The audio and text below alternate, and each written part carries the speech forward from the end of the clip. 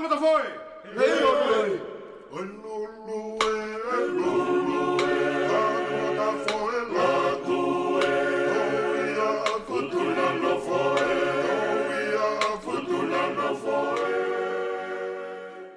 Tapa mo e afia o tua mafi.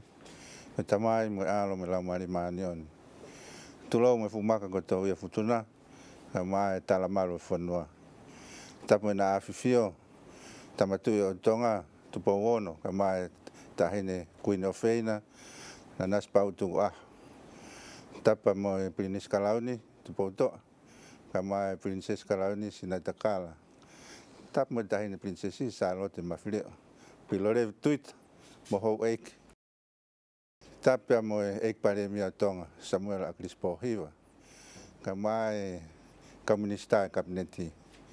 Tapia mo ek se faleria ek no pele fanua ka mai ka memi pakotoa me faleria Tonga. Anfo ke fakatap ke ka taki lotu ka manga funga vake ke lotu. Pe tap me ngai ha kotoa. O fakatapua. Amata apu ka ma ata fanua. Pe tap fo mo motor Tonga kotoa mo mea mai fini. E por kalama ko mi university o Loau. Por kalama makehe ma talatala no advogai pa mo para ofisa ke faunga pa mo halanga fononga ko no university Loau Tonga ni. Kai ke mo aya o makore hangofua. E ata mo mawa ke hoka pe ho ma fatongia ke fonua. E nga talatala no ko no abana ke ma hoka atu. Pe teria e tau whanau ka ma hakotu pe fonua. Pe programa mahu inga ki te tangata o ku tau whai tau fonua. Ko hakotu pe fonua ko tau tofia whakaotua. Tuku mai ke tau mo teu ki honau ka hao. Ke ko e whakatapu e ko lava pe ko turahi o ku tamau ngofua para ofesa whawhiloga te pule lahi Loau University Loau Tonga ni para ofesa Siosiua Lafitani. Pe amu yang te mautoki por kalamat pe mo tokon pule Holosini Uata. Ko para ofesa fo ko no hinga ko Pouvalu pa ko ia ko nehanga o patoloaki mo fo tu nga ko ni fa ho ko University Loau Tonga ni. Para ofesa ko tulahi ko fa mafana mape mo ta maui ko to me eki ko nga Fakakaukau nga tau fo tu ko tokon ke fonua ka ke te falolo ka ke tara no mai ko si ta programa ko si ko tau pa mai ki tongan nga fo i Fakakaukau na fanau neong na ai tai mula na ke no fo mulia ka Fakakaukau mai ko no fo tu university ko tau tu tai tongan ka ke to pi hul mai pe ke nga o nga ka venga ke foka ko mi tau university Loau MALO. MALO viro Lehaapoto pe ko fa malo atu he tala malo e fonua ka ata ki folaloa he pangai o hoeki pe mo e ka inga e fonua ke fa e tatalanoa ke hoko atu he tapolo kalama fa mui na ta hawa o ngata i no fotu o university i departmenti Lao ko university sene ai ko university pe na e kulave ai ki talanoa mai ai university te fito ki e tafake Lao mo e filosofi ko hinga ko Fakakaukau ko siate folau ko a Loau ko ia ko ke Fakakaukau pe ko e whakarea taha ko ia ko ke wawanga. Aia ko e na ulave ai ki o kui kaito e ahi ha university i mamani o kune siate folau aki ai fo i ka venga ko ia. Ko talu peho no whakapaki e Aristotolo i he centuri wha ki he tolu i Karisi ki mua ia kalaisi pea ko ene toki langa i eni e fo i university. Fai peta ano ai kau filosofa ki ai. Kana te kai ke ka venga folau ake e university. Aia i ene fo ou ko ia ko uhinga ia taha mau whakaukau ke o mai ai Loau ai foi university ki Tonga ni.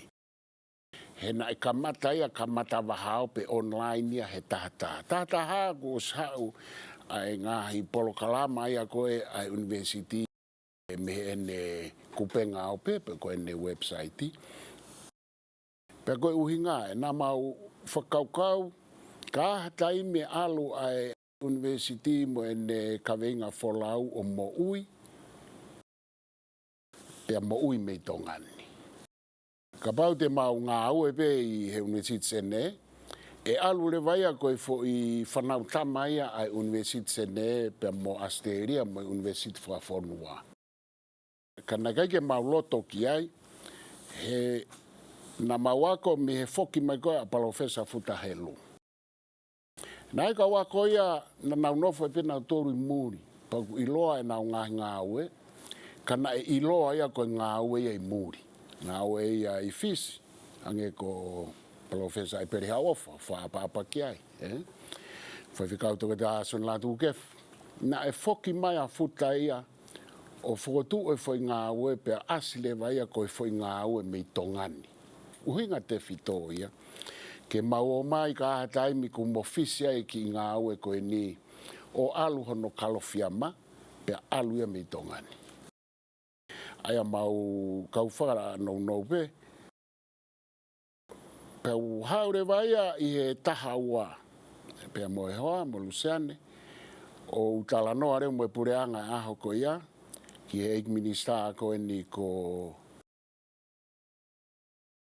ana mau i tau whelungaki. Pea ko whakamalo lahi heni ki a ana. Pea mo e potunga e ako e aho ko ia. I e nau tari, hapai nima, ko inga ka mau talanoa. Pea nana upou ia bite whakaukau. Pea ko ana pena e whawhalanglangi i ono whakawae ai ngā ue e Loau he University USP. Aia pea na iswai pe MALO ki mua ka koutui. I kapana i kai ke tari e ana mo i pureanga i aho ko ia. E whaingataa au pito ke Loau ki kamatai. Toki ai ngai mea e ke whakakato. Ka koe mahala koe ne hauia. I e kutalanoa koe ki he fo i historia a Lehaapoto. Pena akulawe fo ki he wiko o si. Kore a palofesa i nofo toa kau ai pure lahi pe koe chancellor. Ke unofo ki he whakatotolo koe ki a Loau. Ke sio loloto ki a Loau. Nā kuhau he wafe Pouvalu. Ku te kai ke mama o atu a palofesa futahelu. Pena ni toi whakaloto lahi ki a te au. Fia au pito e tangata iki. I e whakatu koe Loau. Nā kai ke ne toi lau e ia ai e mau ngā au e makehe. A mautouria mo tautolu ki e fo i Loau University isa. I ke Loau Research Society. Tikai whoke whakatu e Loau University he waf Pouvalu. Kana e fia pe tangata ikia he fo i mo ui koe e fo i society whakatotolo. Nā ne toi whakaloto lahi re wau e futa. Tama e futa. Siua. Nofo ki a Loau. Pea kumbuhanga to o hingoa ko hingoa mahu inga ena. Pea ke nofo o ngā ue ke ihe lahi taha ke hanga o tānaki mo whakalolo toi a ilo a society Loau ki a Loau. Ko Loau i e matalanoa ko ia pau whoki mai pau whakaukau rewa ko i tānoa ko i ki he haa Loau. O kuhange ko i tau tānoa ki he koula. Ko konga koula. Ka koe koula. Ko ilo whamui ko i ki he koula. Ka pau e tutu e koula i loto i he sekondi taha. Kui koe nanosecond pe koe nanosecond.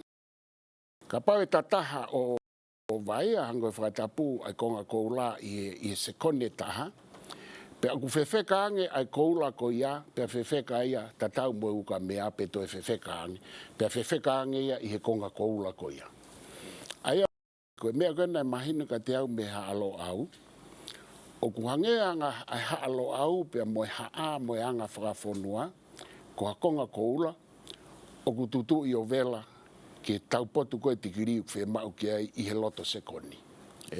Ai ko whaafarea pehe pe koe halo au moeanga whaafonua koe koula. Ka kou toi tānaki ki ai koe koula I he nanosecond. Ai au te kai ki tā wau tau tōki ai. Ai nai pehe koe ai whakarea afuta ke lo au. Alu siua whato tolo ke ilo ai koula I loto he koula ai halo au. Peka mata rewa ai university. MALO la he bito parofes. Kuna ke tala no mahino kono ke pai ke matema mageno ke koula kono ke tano ke ka te fok ki me kono foka hau university lo au he lo Tonga ni. Ana te ki lava pe he we ko si ki halo au mo university.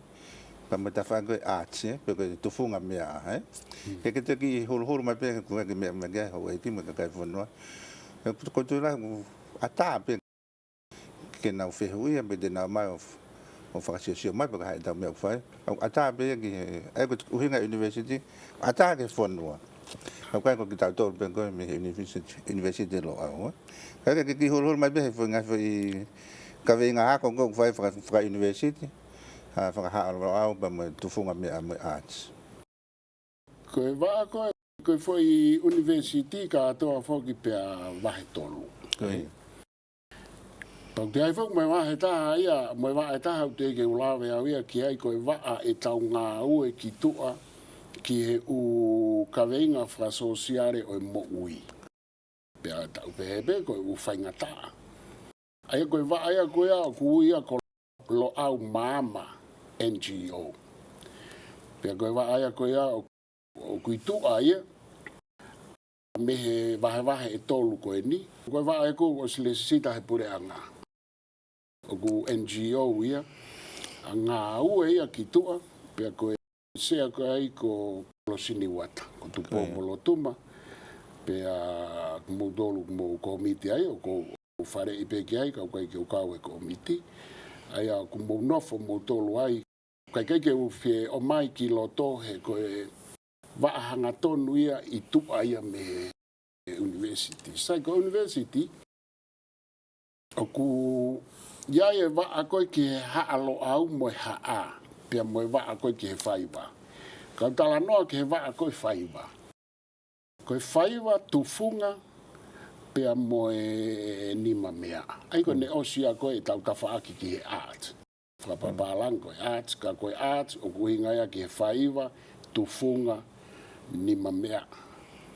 Koe waa koe ia, o koe kia hanoto tongi. Ange koe kulawe. Koe ia koe whie omi hane whanau, pe koe ke whanga ngata. He koe mea koe o kua koi he waa koe ia, a koe ke a koi ei tongani. Pa ko whakaapa ke kau punake, mo kau pulotu. He kua koi whaka university fo I waa ia koe ia. Ai ko kuhinga e koe ke a koi tongani. Ne kamata whaipe a tenis, kau whakalere kehe tau tōre me whakalere a tenisi. Aia o kua koi ai tala mo historia e tufunga mo whaiva mo nima mea a. O kua koi ngahi kuonga kehe I he waa ko ia. Pea te whakatata, o koe tama ki ulotonga whai ai a ene ako certificate, kuma ene certificate whaa I he tāku pesi. Ko mea ko tope I ho tau tala mo kupesi I mamani, e oange me toko taha koe. Paka toi hawa taha toi ako kupesi, tāku pesi, e toi oange mo mea koe.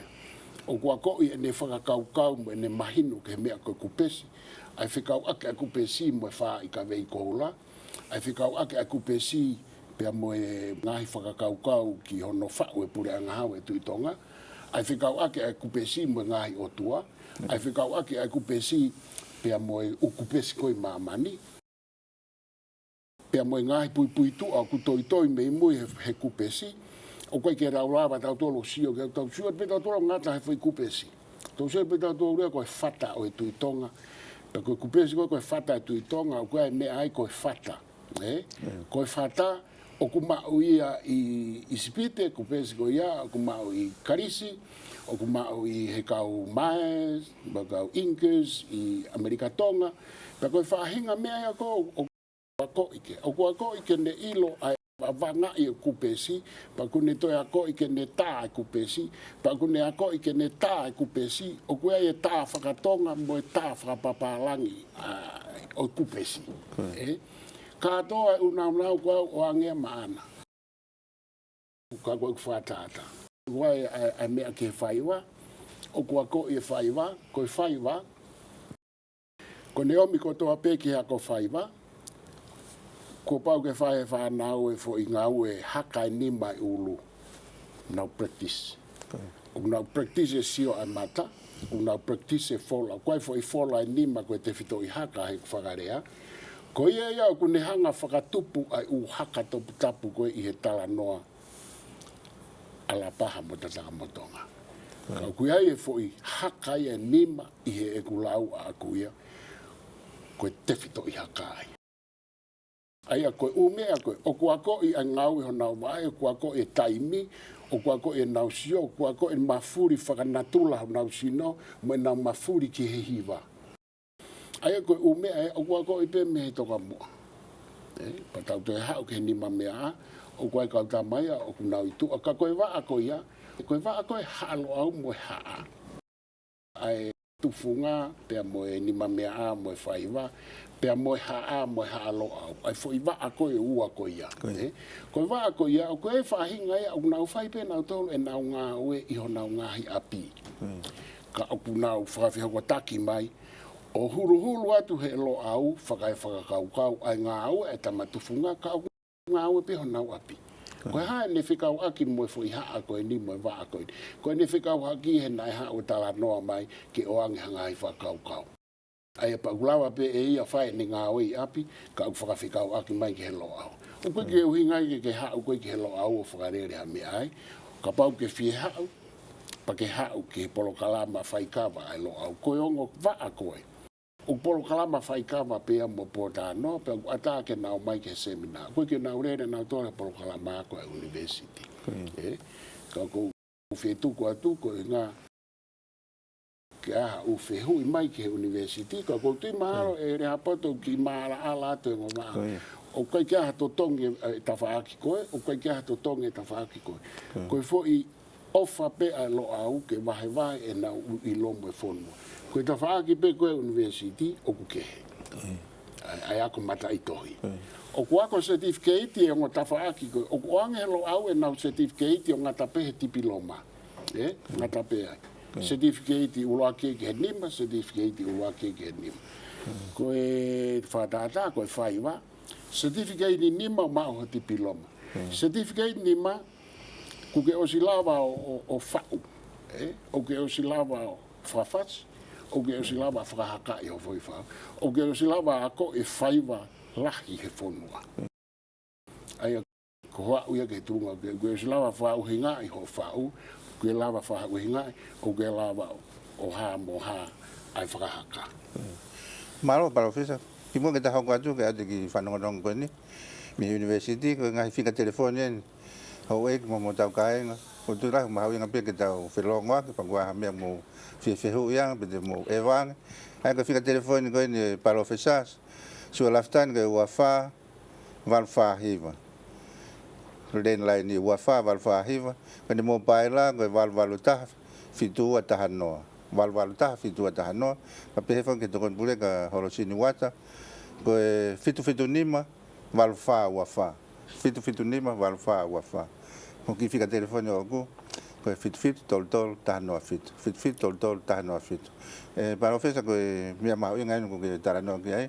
Pa koturahi kamata ke mahu inga ki kakai whanua. Maha koe pufua taimen tau tala noa whakaauliriki ai ke university.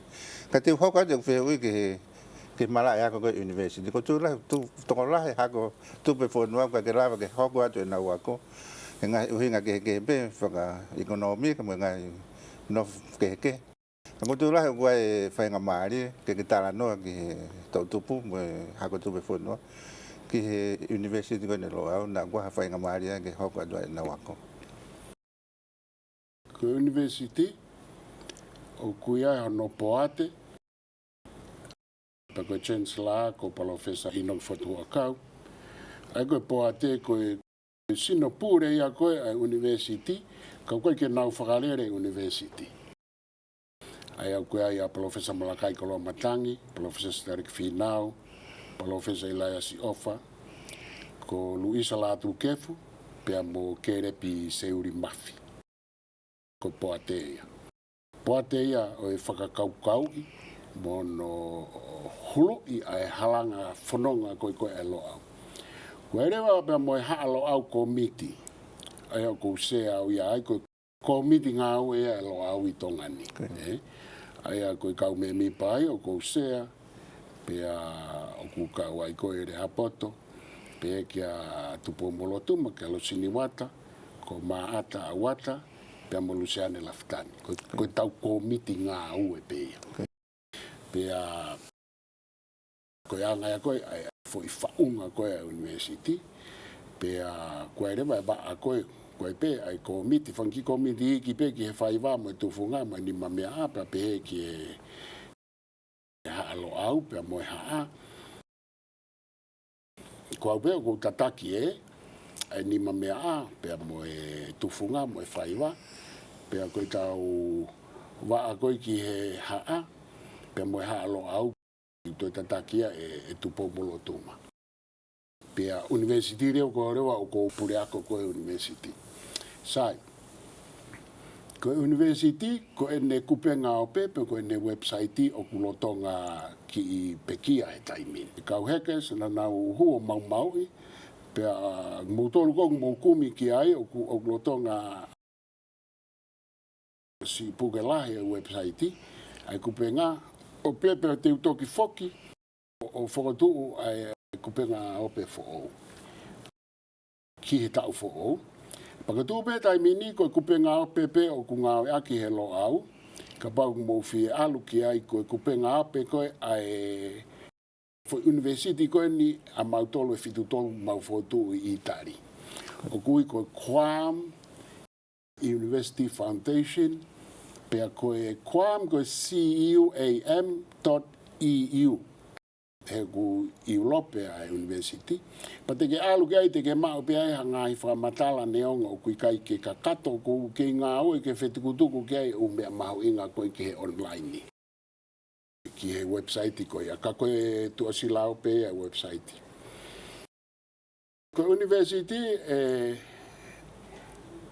Lehaapoto hange ku ke iloi o kui ai fo i apiako pe ko e vaa pe ko e school sai e nima ke ulaki tuku atu pe ia he te tato e hoko atu pe ko e ulo aki ko e vaa kui ko e School of Rational Studies ko Rational Studies o ku ulu ai a professor Inok Fotuakau ko e ako o e vaa ko ia ki he Fakakaukau ta ko mala e pe tolu o ku ako i he vaa ko ia School of Rational Studies ko e filosofia ko losika pe mo e Fakakaukau mo e vavanga Fakakaukau mo e vavanga tahape ko foi mala e pe tolu te ke ako he Rational Studies ai foi tolu pe ko ko mala e taha o ko ulu awai ai ko ethnoscience frataha ia ai ako ki aki tautolu pea mo umea fransainisi a tautolu me ano aho ko ethnoscience pea mo humanities ai ko va ai ta ko mala ai ko to pe o ku fika aki mo me ako ia i sociology, anthropology ko political science he o ku ai pe political philosophy i rational studies o ku ako ke he pe ia me ako political science i humanities mo ethnosciences ko ere mo mala e taha o ku ulu ai a professor Starik Finau ko health ko social services mo community development pe aku no fo ia i o me afika wa mo ilelei ko ere mo ta fa ke taha o ku ulu ai a kerepi mafi seuri mafi ko e tangata sioloki ai ko va ko ia ku iloa ia ko va ia o ku i fa papalangi pe ko formal and natural sciences. Pa koe waa whakaosi uloa i Professor Elias Offa, ai koe technology and other applied sciences. Koe waa aia koe ia, pa koe ne osi e waa anima. Ka kua hafi e whetu utaki mai, pea koe whonga koe o kutuange atu ai ako koe ia koe ke whakalasi online. Ko ho alatu he interneti, aho ngahi nau ako, pe koe ne alatu he o tio, moi vitio. Pea ko ho seminar tu o ua, koe seminar pea tau tolu whai tu o ua he weekend. Te whiaftu usite he valu, pe me whiaftu apune lulu, o ku ataia ke whainga taha pe ko aranga pe ko whanong, o ku hau ke ka wako he halo au, me tu funga nima mea, a me ka wako university, ka koe ngai koe e tuu, pea whai u appointment i hen, appointment i he Skype, pea mo webinar, koe ka wako koe me muri, o ku Skype i tu o taha he tu o ua he mahina, aia pea koe whē, koe laiperi koe alo au, o ku lau miriona e ne nau, ta tau pe utohi, whaka i he hard drive alo au, koe audio, koe video, pea ko hau ko tala mai e mala e kou ke whea ko ai, ka mau kumi. Pea taime ni i, ku ke hau tala mai koe ke mau, e whakatupot lewa alo au e fo i mala e ko ia ke lava ho fie mau. Ka koe mea koe ke manatu i koe whainga ako koe ni, o koe ke whawhanga se puni ai ange koe whakatapu. Koe online ni, o ku makatu unga e a koe. Pese te hiwa noa, koe lo au, o ate o nau, whaka online ni, atu ho seminar e ua, appointment, ho resi sitape. Koe PA o whai ki lalo, te whito ke PA, panga uange au he tau. O resi sita. Pa ke ako reo koe he lo au scholarship. Koe maa au panga whange au ho resi sita he tau, pa ke ako koe he lo au scholarship. Ka toa te mau whai e umea koe ia he kai ke to eke ata pendeta. Pa tau ke i pe e muto ani o ako mo tokoni ngā. Koe whai toke tā o ku ononge au e resi sita he tau, whai ka atoa o ako he scholarship. He lo au scholarship. Whainga koe me i muri, ke he nau tō, e nau whaipulu kou nau alo. Ka kou tui mahalo koe tau wā i tā, o ku ta alo mai, ko whamalo ati ka mō mea mai, ka mō mea a. Lame mata foi! Hei o rei! Olulu e lulu!